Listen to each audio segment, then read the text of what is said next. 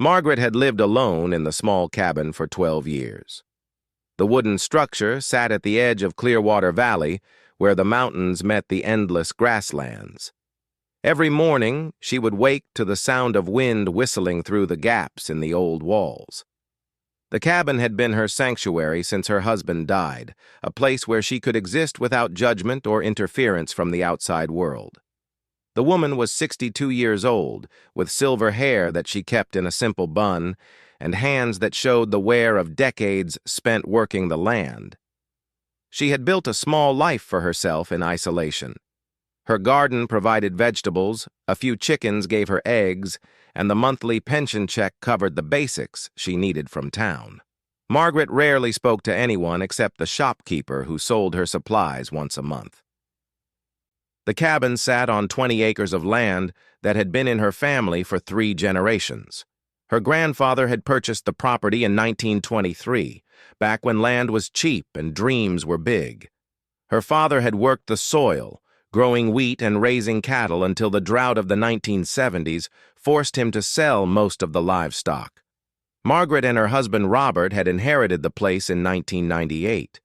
But Robert's death from cancer in 2012 left her alone with the memories and the responsibility. She had learned to be self-sufficient out of necessity. Margaret could fix a leaky roof, repair a broken fence, and nurse sick animals back to health. The isolation that might have driven others to madness had become her comfort. She knew every bird that nested in her trees, every rabbit that crossed her property, and every change in the weather before it happened. The neighboring ranch was a different story entirely. Covering over 50,000 acres, the Double Diamond Ranch was owned by a man named Thomas Garrett. Everyone in the county knew about Garrett. He was a giant of a man standing 6 feet 8 inches tall, with shoulders that seemed to stretch forever. His wealth was legendary, his reputation intimidating, and his presence overwhelming to anyone who encountered him. Garrett had built his empire through a combination of shrewd business deals, political connections, and an iron will that refused to accept defeat. He owned not just the ranch, but also the largest feed store in the county, 2 banks, and a trucking company that transported cattle across 3 states. People said he could buy or destroy anything he wanted, and most of the time, he got his way simply by asking. The man had been expanding his holdings for 30 years. Small ranchers would find themselves facing financial difficulties, and suddenly, Garrett would appear with an offer to buy their land. Sometimes the offers were generous, sometimes they were not, but they were always final. Once Thomas Garrett decided he wanted something, he rarely failed to get it. Margaret's 20 acres had caught his attention 5 years ago. The land was perfectly positioned between 2 sections of his ranch, creating an inconvenient gap in his operations. Cattle had to be moved around her property, equipment had to take longer routes, and the inefficiency bothered him like a stone in his boot. The first time Garrett approached Margaret, he had been polite and businesslike. He knocked on her door on a Tuesday morning in March, wearing an expensive hat and driving a truck that cost more than most people's houses. Margaret had opened the door to find this enormous man standing on her porch, his shadow blocking out the sun. "Mrs. Henderson," he had said, removing his hat to reveal thinning hair combed straight back. "I'm Thomas Garrett from the Double Diamond. I'd like to discuss purchasing your property." Margaret had listened to his offer without saying much. The amount he proposed was fair, perhaps even generous by local standards. He promised she could continue living in the cabin for as long as she wanted, as his tenant rather than his neighbor. He spoke about the improvements he could make, the security he could provide, and the peace of mind that would come from not having to worry about property taxes or maintenance. But Margaret had declined. The land was not for sale, she told him. It was her home, her family's legacy, and she intended to live there until she died. Garrett had accepted her refusal graciously that first time, tipping his hat and promising to check back in a few months to see if she had changed her mind. He had indeed checked back. Every few months for 5 years, Thomas Garrett would appear at Margaret's door with the same offer. The dollar amount increased each time, but the response remained the same. Margaret would thank him for his interest and politely but firmly decline to sell. As the years passed, Garrett's patience began to wear thin. The inefficiency of working around her property was costing him money and time. His foreman complained about the extra miles they had to travel to move cattle from one section of the ranch to another. Equipment deliveries had to be scheduled differently. The small cabin and its stubborn occupant had become a significant irritation in his otherwise smooth operation. Margaret began to notice changes in how she was treated in town.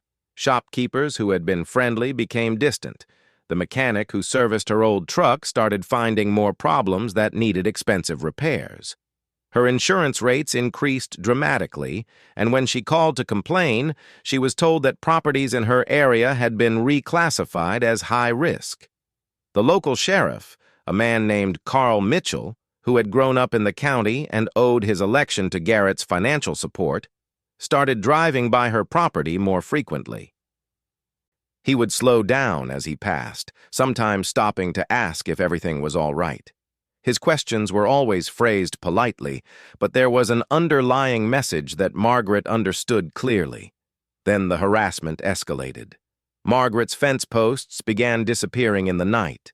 Her water well developed mysterious problems that required expensive repairs. Cattle from the Double Diamond started wandering onto her property, trampling her garden and leaving messes she had to clean up. When she called to complain, she was told it was an unfortunate accident and that Garrett's men would try to be more careful. The electricity to her cabin was cut off twice in 1 month. Both times, the power company blamed equipment failures, but Margaret noticed that her neighbors never seemed to lose power. Her mailbox was vandalized repeatedly, and mail deliveries became sporadic. The isolation that had once been her sanctuary was being turned into a weapon against her. Margaret was not a weak woman, but she was practical enough to recognize when she was outmatched. Thomas Garrett had resources she could never hope to match, and he was clearly prepared to use them. Still, something inside her refused to give up. This land represented more than just property to her. It was her connection to her family's history, her independence, and her right to live as she chose. The pressure continued to mount throughout the winter. Margaret's heating oil deliveries were delayed repeatedly, forcing her to ration fuel during the coldest months. Her phone service developed frequent outages. The road leading to her cabin, which had been maintained by the county for decades, suddenly became a low priority for snow removal and repairs. Spring brought new challenges. Margaret discovered that her property taxes had been reassessed at nearly triple their previous amount. When she went to the county office to dispute the assessment, she was told that recent improvements in the area had increased land values substantially. The clerk, a young woman who avoided eye contact, explained that similar increases were happening throughout the county. Margaret knew this was a lie. She had lived in the area her entire life and knew that property values had remained stable for years. But she also knew that fighting the assessment would require lawyers she could not afford and appeals processes that could drag on for years she might not have. As summer approached, Margaret found herself facing a financial crisis. Between the increased taxes, rising insurance costs, and the various repair bills for mysterious damage to her property, her modest pension was no longer sufficient to maintain her independence. She had small savings, but at the rate expenses were mounting, the money would not last long. The isolation that had once protected her now worked against her. There was no one she could turn to for help, no family members who could offer support, and no friends who were willing to risk Garrett's displeasure by associating with her. Margaret realized that she was engaged in a war of attrition against an opponent who had virtually unlimited resources and no apparent conscience about using them. Despite everything, she held on. Every morning, she would walk the boundaries of her property, checking for new damage and asserting her presence on the land that belonged to her. She continued to tend her garden, care for her chickens, and maintain her small corner of independence. Margaret had survived her husband's death, decades of hardship, and 12 years of solitude. She was not prepared to surrender without a fight. But Thomas Garrett was not finished with her yet. The man who had built an empire through determination and ruthless efficiency was not accustomed to being told no, especially not by a solitary woman living in a cabin that represented nothing more than an inconvenience to his plans. He had been patient, he had been reasonable, and he had been generous in his offers. Now it was time for a different approach. The turning point came on a hot July morning when Margaret heard the rumble of heavy machinery approaching her property. She stepped outside to see a convoy of bulldozers, excavators, and dump trucks turning onto the road that led to her cabin. Behind the machinery came pickup trucks filled with workers wearing hard hats and carrying surveying equipment. Margaret stood in her doorway and watched as the convoy stopped just outside her property line. Men began unloading equipment and setting up what appeared to be a construction site. She could see Thomas Garrett's massive figure directing the operation from the cab of his truck, his presence commanding and undeniable.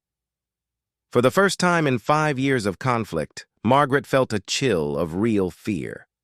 Whatever Garrett was planning, it was clearly the next phase of his campaign to drive her from her home.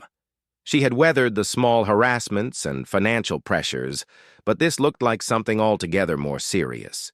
The machinery sat there all day, just beyond her fence line, like a mechanical army waiting for orders to attack. Workers came and went, but the equipment remained, a constant reminder of the forces arrayed against her.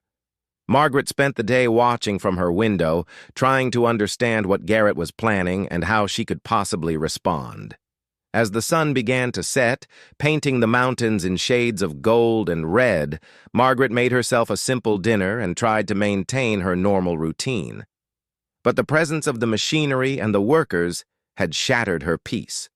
For the first time in years, she felt truly vulnerable and alone. That night, Margaret lay in bed listening to the sounds of the valley. Usually the night brought peace and silence, broken only by the occasional call of an owl or the rustle of wind through the trees. But now there were new sounds. The distant murmur of generators, the occasional shout of workers pulling night shifts, and the ever-present reminder that her world was being surrounded by forces beyond her control.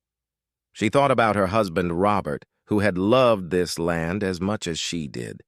She remembered the plans they had made together, the dreams they had shared, and the promise they had made to each other to keep this place in the family. Margaret wondered what Robert would have done in her situation, whether he would have found a way to fight back, or would have counseled her to accept the inevitable. As dawn broke over the valley, Margaret rose to face whatever new challenge Thomas Garrett had planned for her. She had survived everything he had thrown at her so far, but she could sense that the real battle was just beginning. The equipment outside her fence represented more than just construction machinery. It was a declaration of war from a man who was accustomed to getting his way. Margaret made her coffee and prepared for another day of uncertainty, knowing that her peaceful isolation was about to be shattered forever. The Colossal rancher had made his intentions clear, and now she would have to find the strength to face whatever came next. The construction began at sunrise the next morning. Margaret watched from her kitchen window as bulldozers roared to life and began scraping the earth just beyond her property line. The noise was deafening, a constant rumble that seemed to shake the very foundations of her small cabin. Dust clouds rose into the air, coating everything within a quarter-mile in a fine layer of grit. By mid-morning, Margaret realized what Thomas Garrett was building. The construction crews were installing a massive feedlot operation right next to her property. Concrete pads were being poured for cattle pens, drainage systems were being dug, and the framework for enormous feed storage buildings was taking shape. The smell would be overwhelming once cattle arrived, and the noise would be constant. Margaret understood the strategy immediately. Garrett could not force her to sell, but he could make her life so miserable that selling would become her only option. A feedlot operation housing thousands of cattle would generate odors, flies, noise, and traffic that would make her peaceful cabin uninhabitable. Property values would plummet, but that would not matter to Garrett since he owned everything else in the area. She called the county planning office to inquire about permits for the construction. After being transferred between 3 different departments, she was told that all permits were in order and the construction was completely legal. When she asked about environmental impact studies or public hearings, she was informed that such requirements did not apply to agricultural operations on privately owned land. Margaret's next call was to a lawyer in the county seat, a man named Harrison Webb who had handled her husband's estate. Webb listened to her situation with growing discomfort, occasionally clearing his throat or shuffling papers. When she finished explaining the construction next to her property, there was a long silence on the phone. "Mrs. Henderson," Webb finally said, his voice careful and measured, "I have to advise you that Mr. Garrett's operation appears to be entirely legal. He has the right to use his land as he sees fit, within the bounds of local zoning laws. If you wanted to challenge the permits, you would need to prove that proper procedures were not followed, and frankly, I doubt you would be successful." Margaret detected something in the lawyer's tone that suggested he knew more than he was saying. "Mr. Webb, are you telling me there is nothing I can do to stop this?" Another pause. "Mrs. Henderson, I think you should consider Mr. Garrett's offer to purchase your property.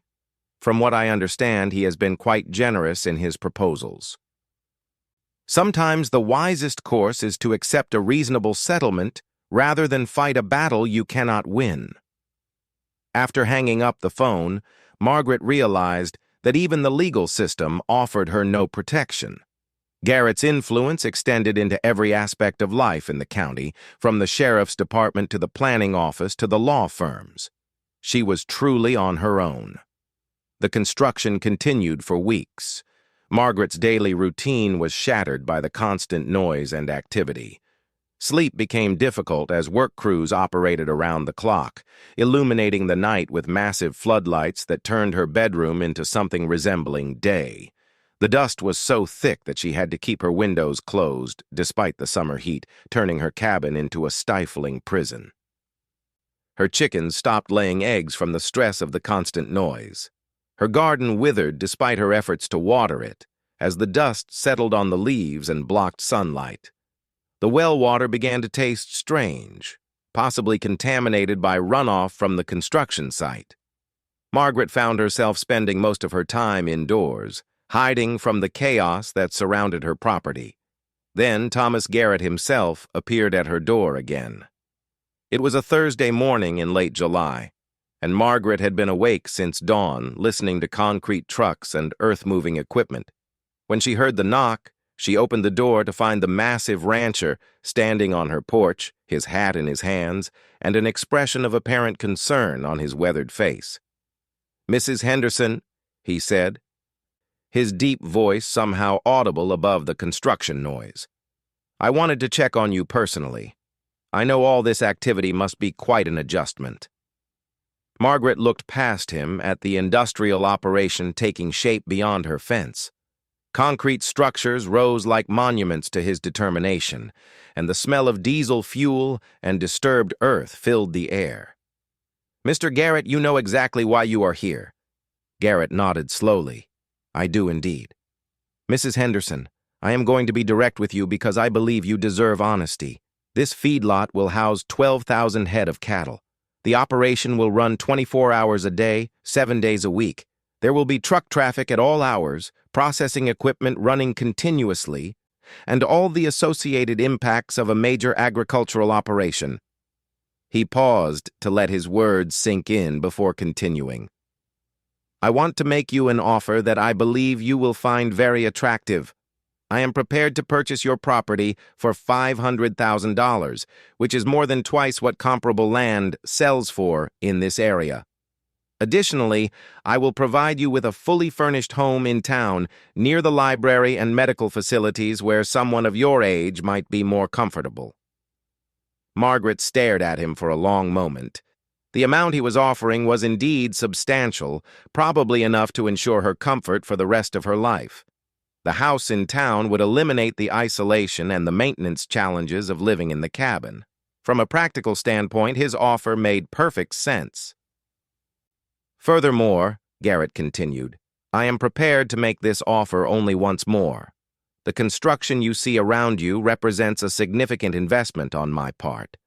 Once the feedlot is operational, the value of your property will be substantially reduced. The longer you wait to make a decision, the less attractive any future offers will become."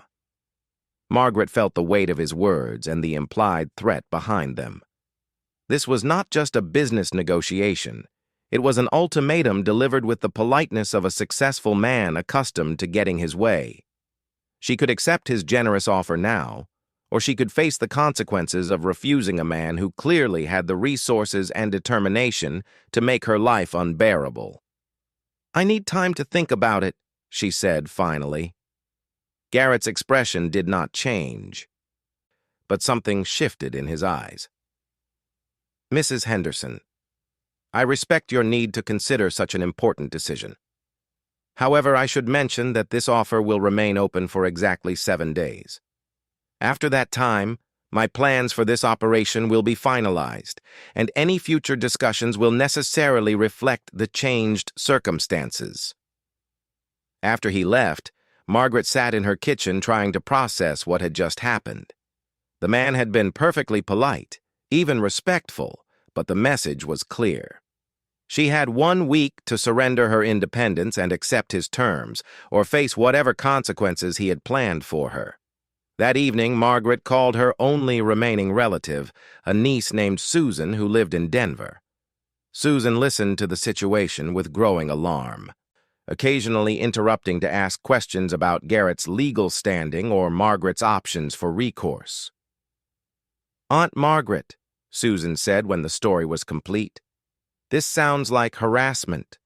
Surely there must be someone you can report this to, some authority that can help you." Margaret explained about the sheriff's connections to Garrett, the lawyer's reluctance to help, and the county officials who seemed unwilling to question anything the powerful rancher did. "Susan, I think I am beginning to understand that sometimes the law is not enough protection when you are dealing with someone who has enough money and influence." "Why don't you come stay with me for a while?" Susan offered. "You could rent the cabin to someone else and see how things develop. Maybe this man will lose interest if you are not there to pressure." Margaret appreciated the offer, but she knew that leaving would mean surrendering everything she had fought to preserve. Once she left the property, Garrett would find a way to ensure she never returned. The cabin and the land represented more than just her home. They were her last connection to a life she had built with Robert and her final claim to independence. The next few days were the most difficult of Margaret's life.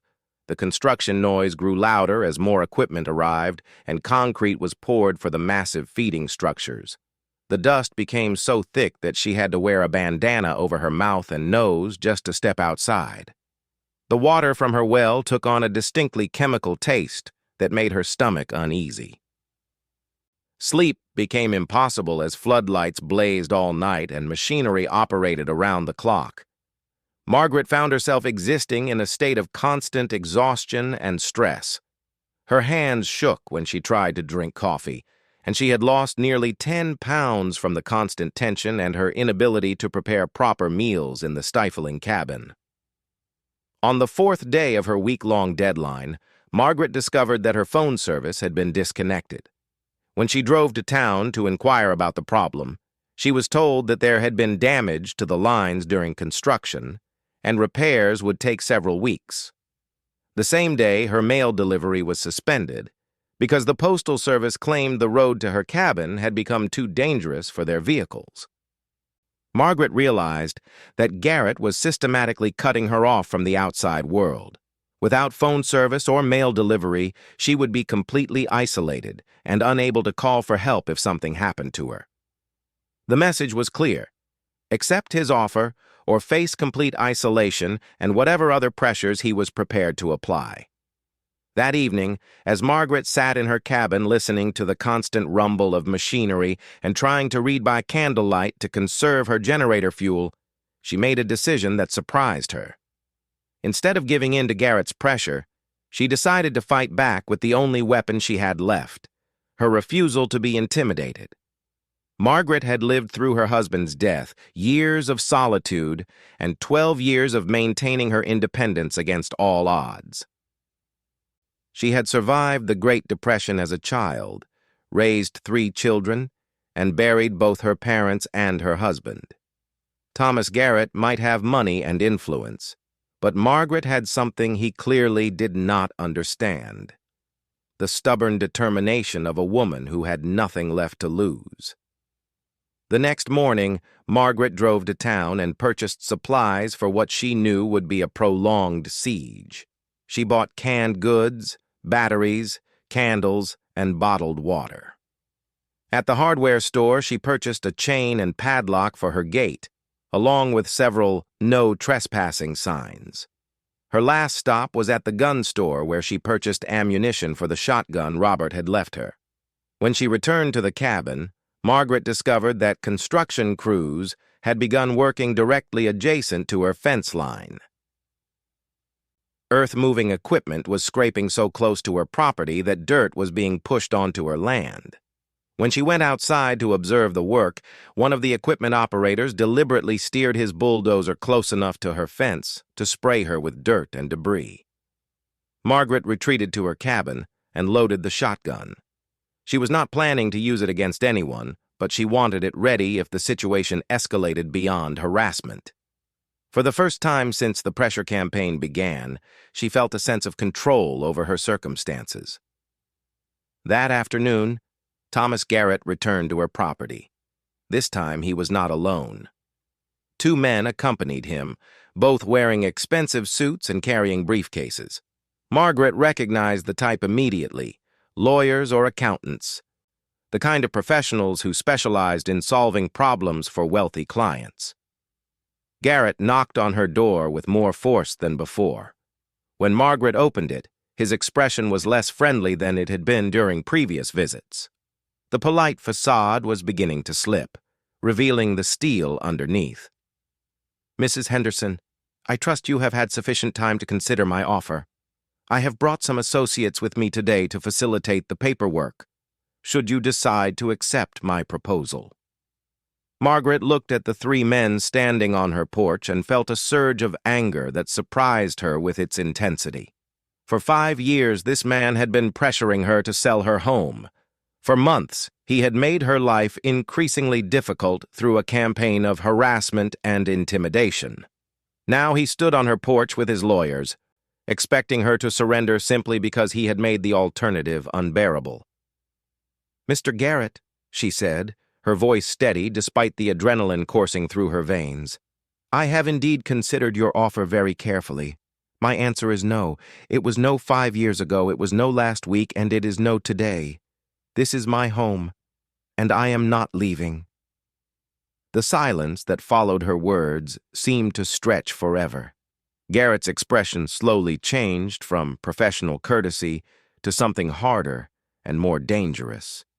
The 2 men beside him shifted uncomfortably, as if sensing that the situation was about to become more complicated than they had expected. "Mrs. Henderson," Garrett said finally, his voice lower and more menacing than before, "I think you may not fully understand your situation.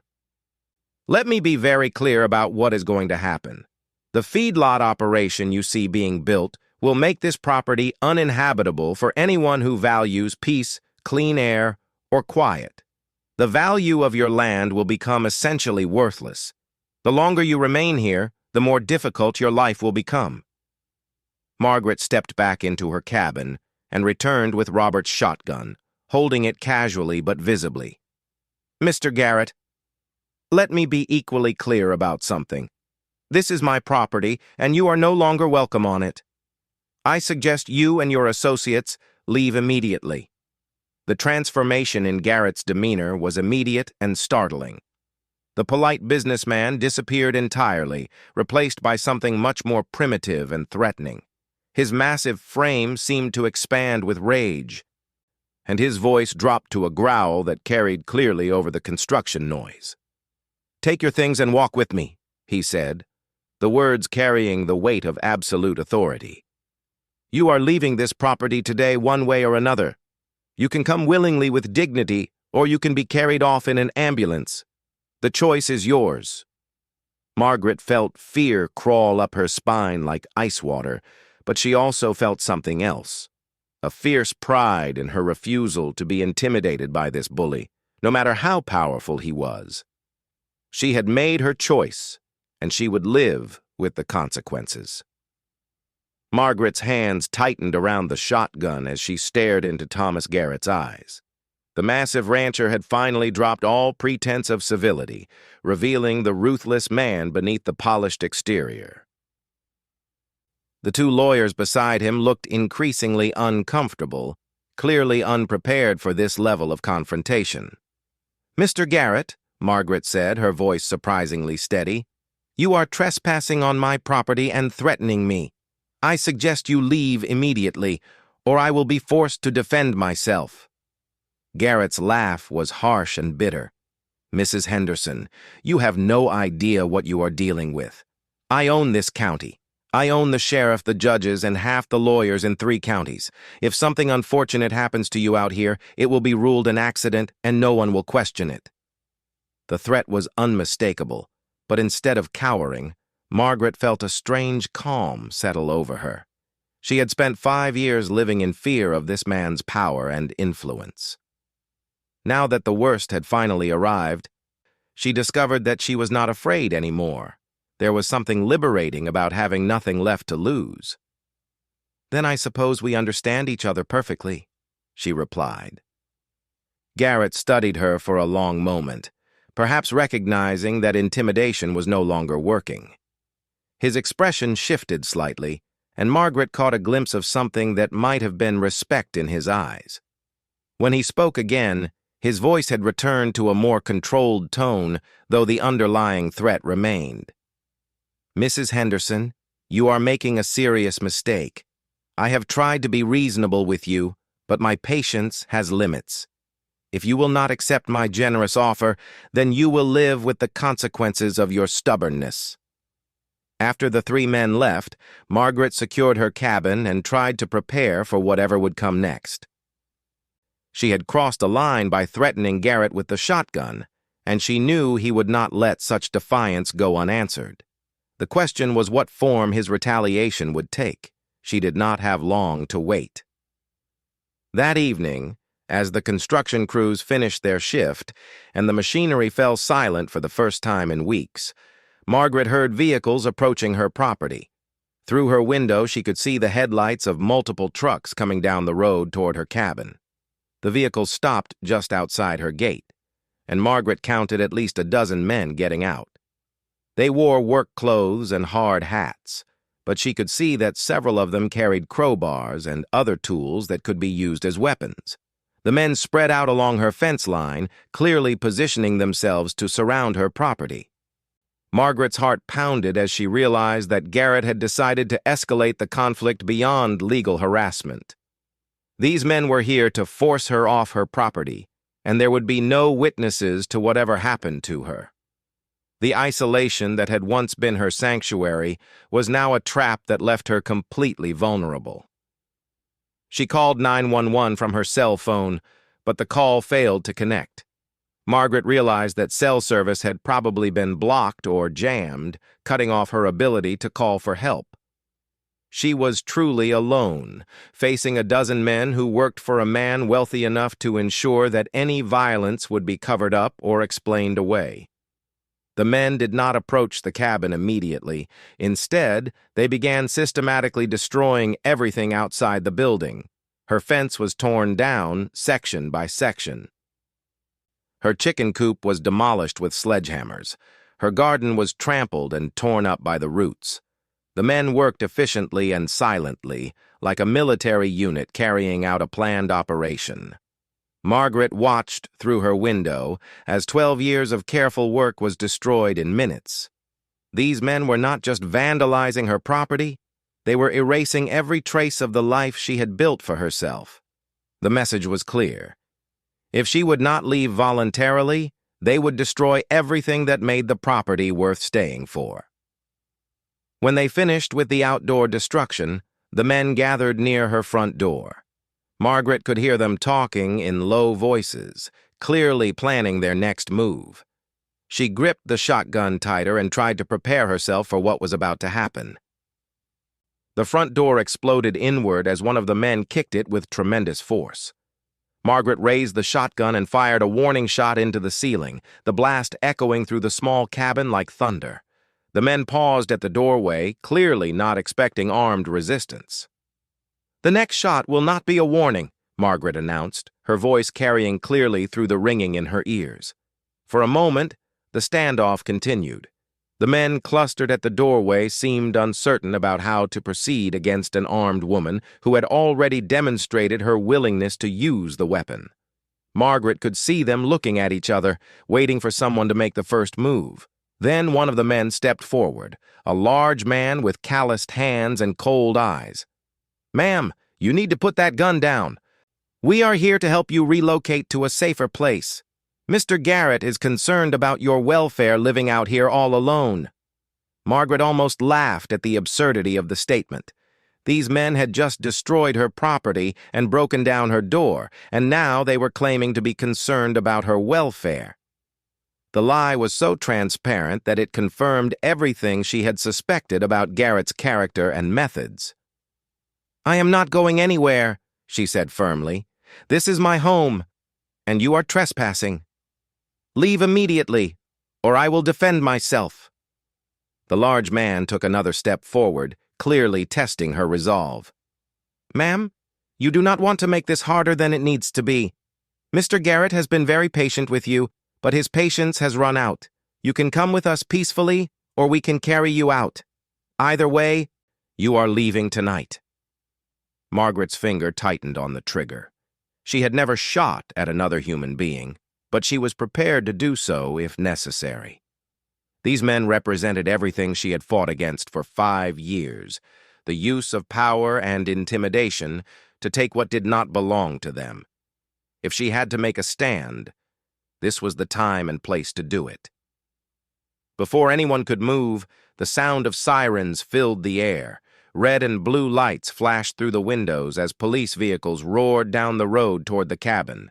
The men at the doorway looked at each other in confusion, clearly not expecting law enforcement to arrive.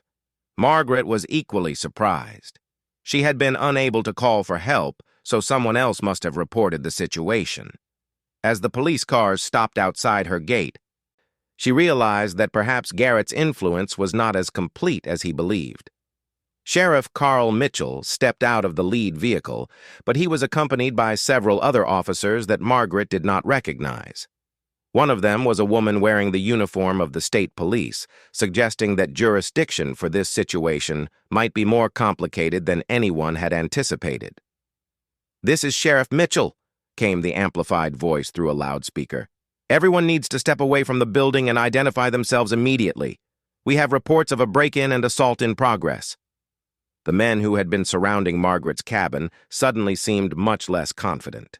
Several of them began walking quickly toward their trucks, clearly hoping to leave before they were questioned. Others stood their ground but looked uncertain about their legal position. Margaret lowered the shotgun but kept it ready as she watched the scene unfold outside her broken door. The arrival of law enforcement had changed the dynamic completely, but she was not sure whether it represented salvation or just a different form of danger. Sheriff Mitchell approached the cabin cautiously, his hand resting on his service weapon.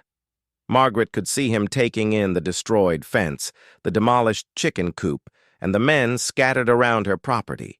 His expression was carefully neutral, but she detected a hint of displeasure in his eyes. "Mrs. Henderson," he called out, "are you injured? Do you need medical attention?" "I am fine, Sheriff," Margaret replied. "But my property has been vandalized, and these men broke down my door after I told them to leave."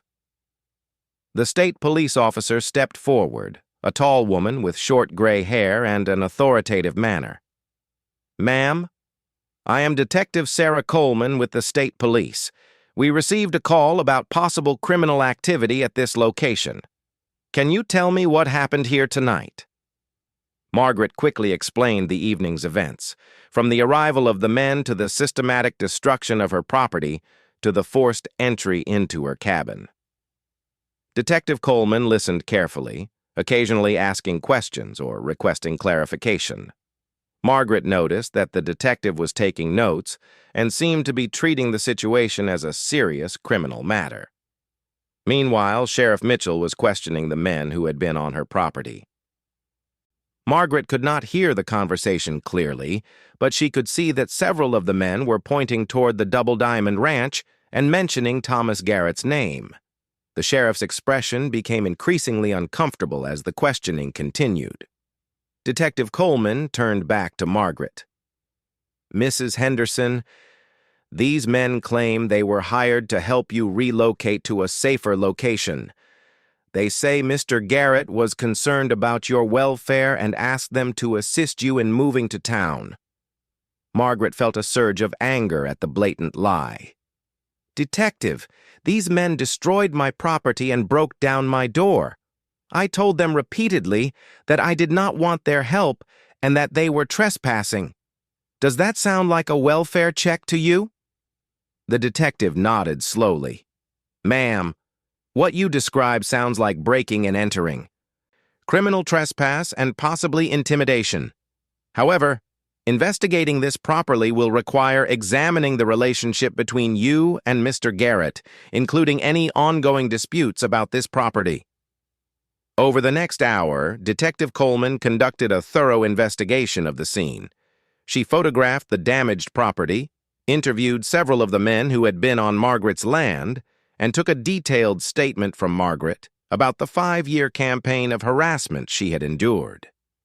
Margaret found herself hopeful for the first time in months. Detective Coleman seemed to be taking the situation seriously and treating it as the criminal matter it clearly was. Perhaps Garrett's influence did not extend to the state police, or perhaps his tactics had finally crossed a line that even his political connections could not protect. Sheriff Mitchell, meanwhile, appeared increasingly uncomfortable as the investigation proceeded. Margaret could see him having quiet conversations with Detective Coleman, and she suspected he was trying to minimize the severity of the situation. His loyalty to Garrett was clearly conflicted with his duty as a law enforcement officer. As the investigation wound down, Detective Coleman approached Margaret with a serious expression. "Mrs. Henderson, I want you to know that we are treating this as an active criminal investigation. However, I also need to be honest with you about the challenges we face in prosecuting this case." Margaret's heart sank as she recognized the tone of someone preparing to deliver bad news. "The men we questioned tonight claim they were acting under the direction of Thomas Garrett, but they also claim they believe they were helping you relocate voluntarily. Proving criminal intent will be difficult, especially given Mr. Garrett's reputation and connections in this county." Detective Coleman paused before continuing. "That said, I want you to know that you have options. You can file a restraining order against Mr. Garrett and his employees. You can pursue civil litigation for the damage to your property. And if there are any further incidents, you should call the state police directly rather than relying on local law enforcement." Margaret understood the subtext clearly. The detective believed her story and wanted to help, but she was also acknowledging the limits of what the legal system could accomplish against someone with Garrett's resources and influence. As the police officers prepared to leave, Detective Coleman handed Margaret a business card. "Mrs. Henderson, I want you to call me immediately if there are any further problems. Document everything that happens, take photographs, and do not hesitate to contact us if you feel threatened." After the police left, Margaret stood in her damaged cabin and surveyed the destruction around her. The broken door hung on its hinges, Her belongings were scattered across the floor, and everything outside had been destroyed. But she was still here, still on her own land, and still refusing to surrender to Thomas Garrett's intimidation. For the first time in 5 years, Margaret felt that she might not be fighting alone anymore. Detective Coleman's intervention had shown that there were people in positions of authority who were not under Garrett's influence. The state police represented a level of law enforcement that might be beyond his reach. The battle for her independence was far from over, but Margaret had survived the worst assault yet. She had faced down armed men, stood her ground against impossible odds, and discovered that she possessed a strength she had not known existed. Tomorrow would bring new challenges, but tonight she was still Margaret Henderson, still living in her own home on her own land. The Colossal rancher had underestimated the determination of the woman who had lived alone for years. Margaret had learned that sometimes the most powerful weapon against intimidation was the simple refusal to be intimidated.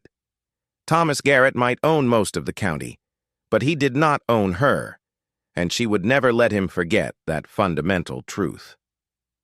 As dawn broke over the valley, Margaret began the process of rebuilding what had been destroyed, secure in the knowledge that she had found the strength to defend not just her property, but her dignity and her right to live as she chose.